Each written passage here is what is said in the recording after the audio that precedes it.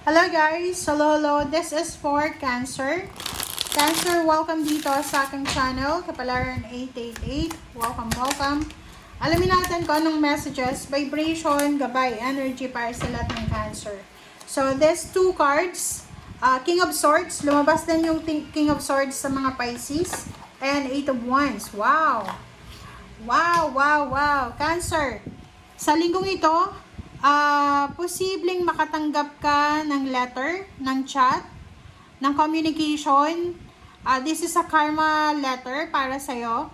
So, napakabilis siya. Napakabilis na communication. It's either napakabilis na chat na pwedeng magdala ng pagbabago sa'yo. So, pwede din magdala sa'yo to ng sampina or kano pa man.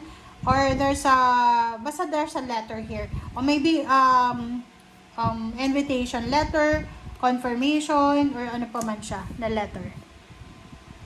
Next card ay sinasabi ng baraha sa'yo dito na sa linggong ito, kinakailangan mo daw na gamitin ang iyong isip kaysa sa iyong puso. So, iwasan mong maging emosyonal, iwasan mong gamitin ang puso mo sa linggong ito. Kumbaga, maging tuso ka, maging wise ka sa lahat ng gagawin mo or decision mo sa linggong ito.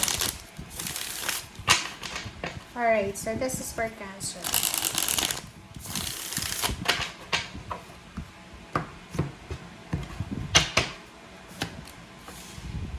Okay, first card natin is Four of Wands, Three of Swords, Knight of Cups, King of Cups, Page of Cups, and then, the Tower and Temperance. Okay. So, kung makikita mo dito, Cancer, there's a Four of Wands and then there's a Three of Swords. So, sinasabi ng baraha sa'yo dito na sa linggong ito ay posibleng merong hindi magandang pagkakunawaan na posibleng mangyari. Pwedeng may conflict, pwedeng may mga sagutan, miscommunication, misinformation na pwedeng mangyari sa'yo between you and your family or your relationship. So, sinasabi ng baraha, you need to be careful sa linggong ito, lalo na sa mga mga chat, mga GC, group chat, ganyan, or sa chat sa Messenger. You need to be careful. Maging careful kayo, Cancer. Kasi etong Three of Swords na to, that Three of Swords ay posibleng maramdaman mo or maramdaman ng ibang tao. So, sinasabi ng baraha sa'yo, careful tayo sa pagtanggap, pag-message, pag-reply sa mga mensahe na darating sa atin na pwedeng makasira sa loob ng pamilya. Alright, Knight of Cups, King of Cups, and Page of Cups. Sinasabi ng baraha sa'yo dito na if you are single na Cancer, sinasabi ng baraha na maybe galing ka sa broken relationship, heartbreak, but there's an opportunity here na magkaroon ka ng bagong relationship, na magsisimula sa friendship or acquaintance.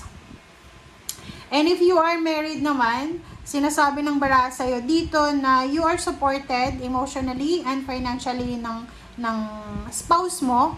And sinasabi ng baraha dito na mas magiging sobrang strong and secured yung relationship mo, especially today or this week.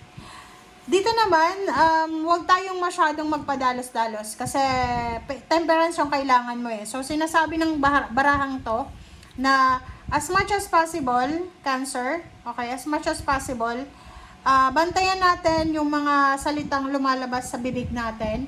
And at the same time, yung mga messages na sinesend natin sa mga group chat or any messengers. Okay. Kasi pag nawalan ka ng pasensya sa linggong ito, yung parang maging aggressive ka lang, like may nagchichismisan sa GC, nakisali ka, pwede kang makasuhan. So, you need to be careful. Kasi yung Eight of Wands na yan, mabilis yan eh, na pwedeng masangkot ka sa libel, cyber libel, ganyan, or pwedeng magkaroon ka ng kaso. So, you need to be careful. Okay. Four of Wands is the Moon.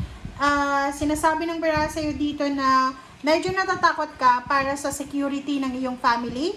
Or maybe natatakot ka para sa seguridad ng financial security.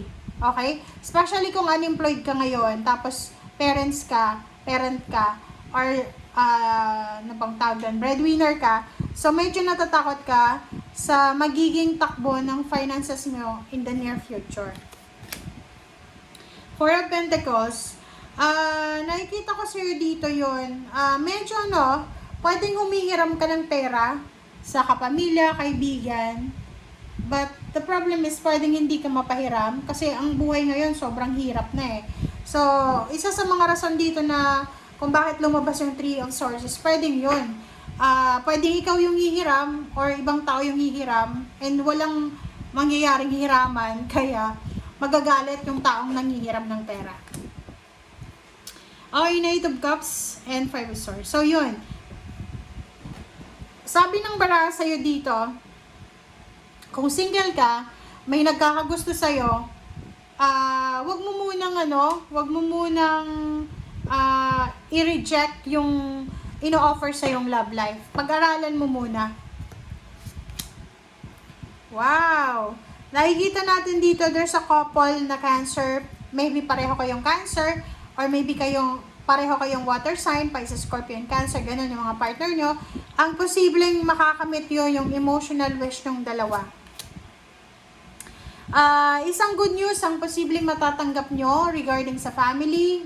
Like for example, there's a word, rewards, ganito, na posibleng matatanggap nyo. Another one is the Hangman. So, sinasabi ng baraha sa'yo, doon sa mga aggressive na Cancer, kailangan nyo munang ihang yung mga plano nyo sa linggong ito. Magpasensya tayo para hindi ka magsisi sa bandang huli. Ano yung ibig sabihin yan, Cancer?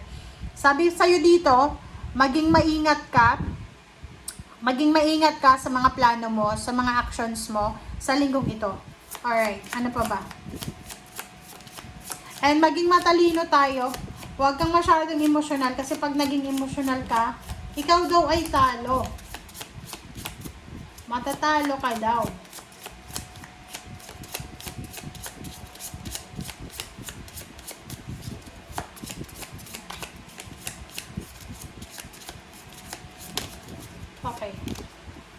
Okay, Queen of Wands and Six of Wands. Wow! So, nakikita ko sa'yo dito, Cancer.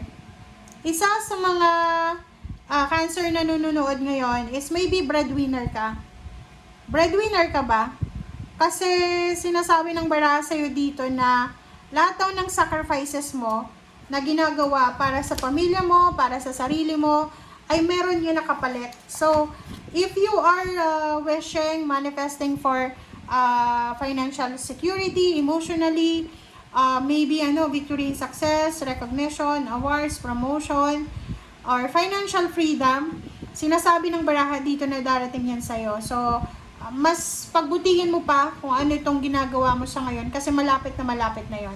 Alright? So, thank you guys. Bye!